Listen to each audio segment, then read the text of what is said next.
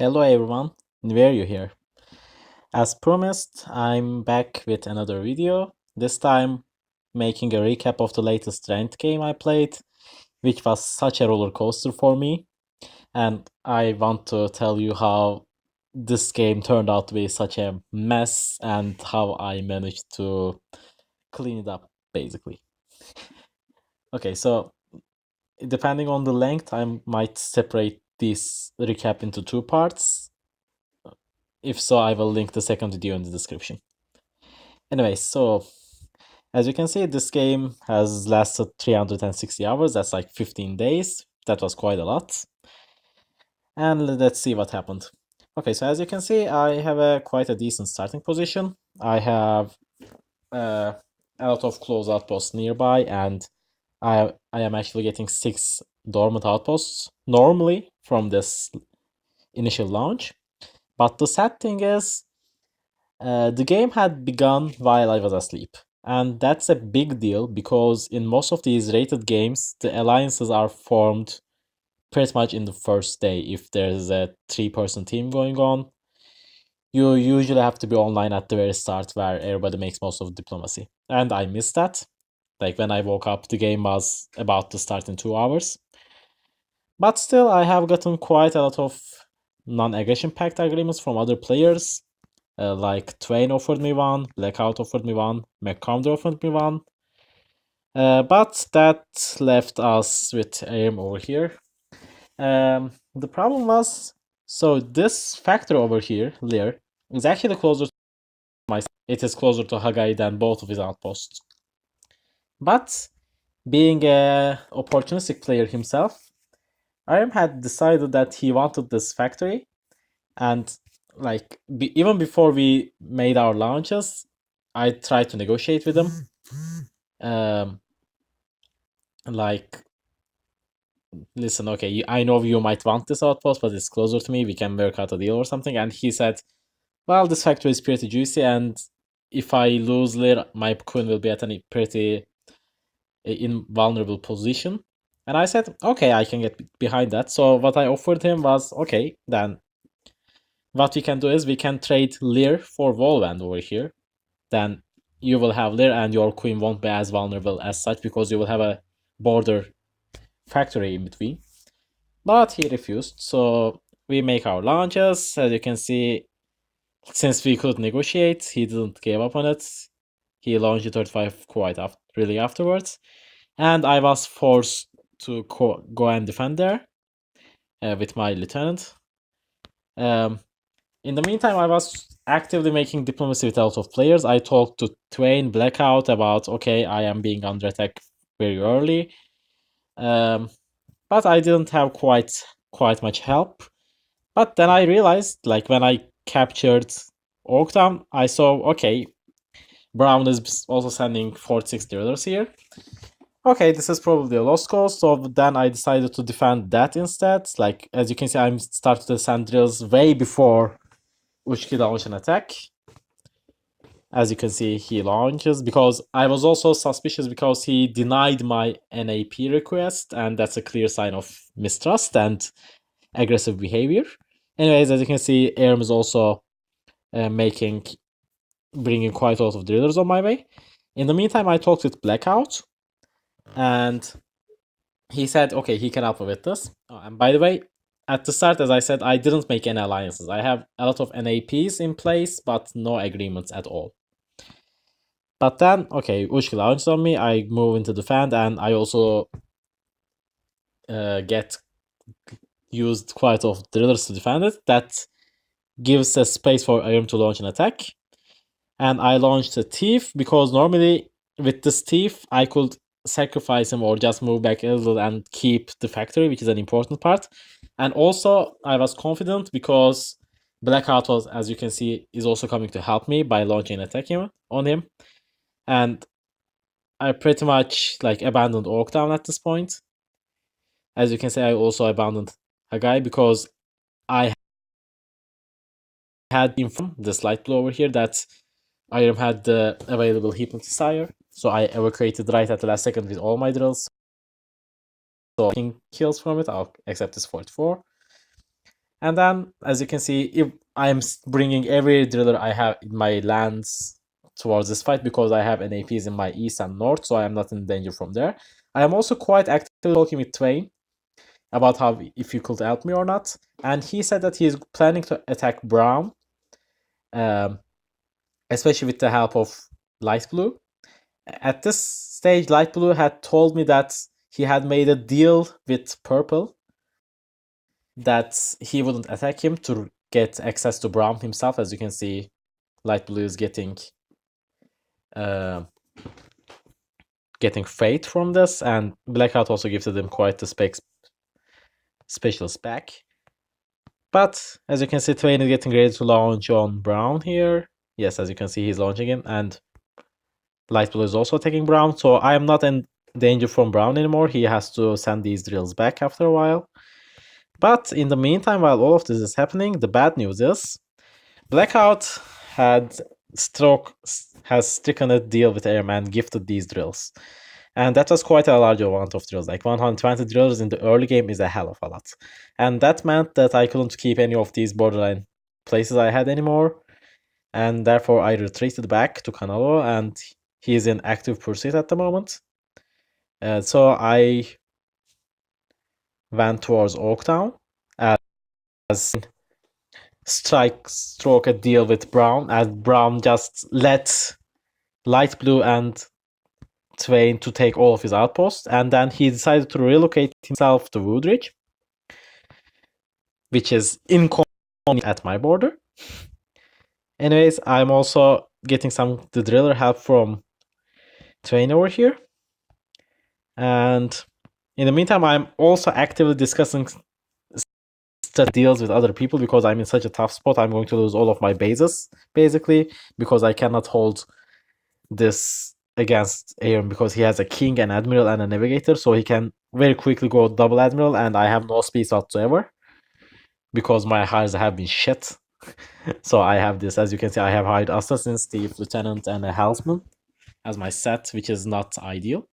I'm getting some help from Twain here, and then here, this was a hair-raising moment for me because I asked Twain if I was clear to attack Cebu, this factor over here, and yes, and like I asked if Ushi can do something about it, and then he said, "Okay, yeah, you are clear. You can go capture it." So what I do is I go and capture, I go and launch, and as you can see, Ushki actually has a smuggler and martyr hire over here, which kind of sucks because as you can see, I zoom this in quite a lot, so as you can see the circle.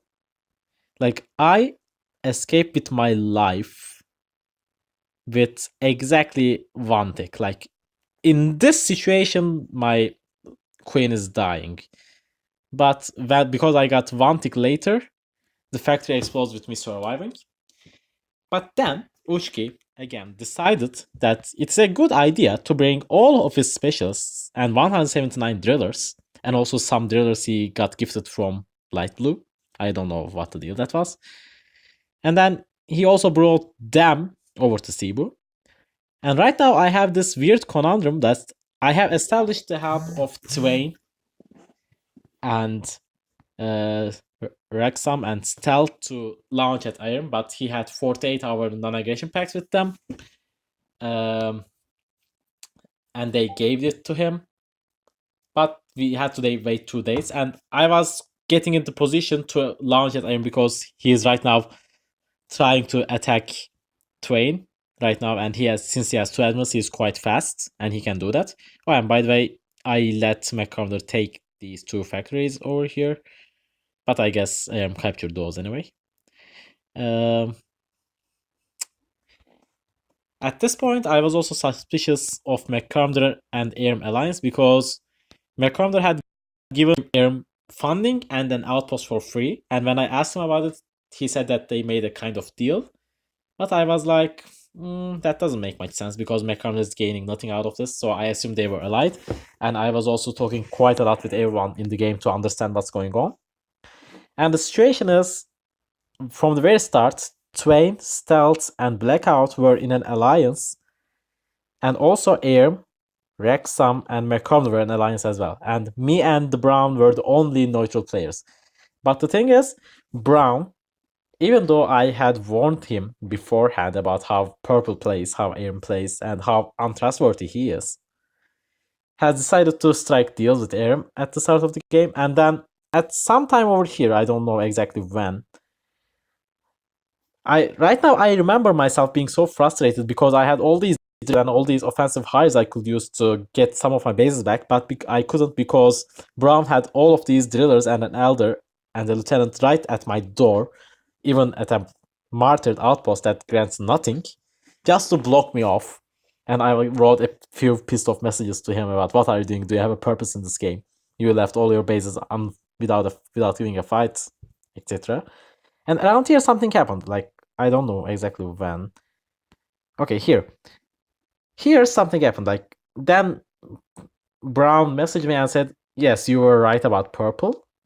And when I asked what happened, what is the change of heart, he said that he was taking too long to hold one end of the deal. And also, I knew that, do you remember the Driller's Blackout gift to Aaron? Like, Aaron was supposedly had to send those drillers back at most 36 hours later. But he didn't do that. Like, it was 70 hours or late when he had gifted only 20 drillers back to Blackout. And Blackout was really pissed about that. And because at the same time he got attacked by Light Blue. And at this point, I got the information that, okay, there's a 3 versus 3 alliance going on. And I was basically the middle player at this. And at this stage, we also got Brown because he was pissed off about Purple. And we, as you can see, we made some special trades. And also, if you are wondering why we are trading with the double agent, this is a custom game rule we made. It is to only gift specialists in the way of trading them with double agents or converting them with a hypnotist. That's why, because we are using double agents for trades and stuff. Anyways, so basically, it was a 5v3 because we had the alliance of Twain, Blackout, and Stealth, and both me and Ushki were on the Twain side of the alliance because, like, I had no connection to anyone, but I just felt like I despise Aram as a player because I don't like the way he plays. I don't like how he is impossible to negotiate with, etc. But anyways, as you can see, I launched at him back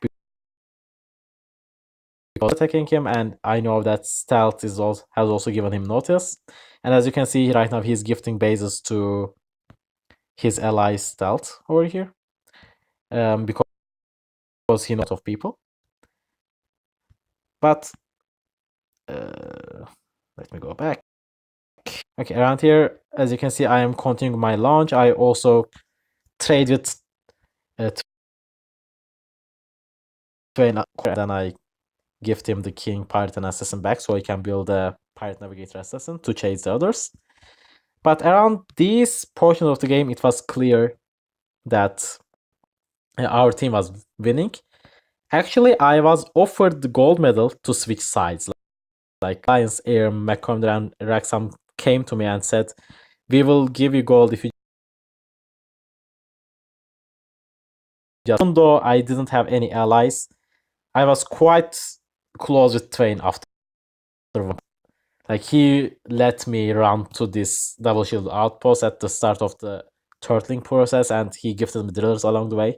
And even though we didn't make an official alliance, and it's not something to hold grasp to, it was just he was the only person that helped me throughout this game, so I felt like that was the right thing to do, not switch sides. And I also said to the other people in the team, they might offer you the same as well, gold for switching sides. Please don't do it.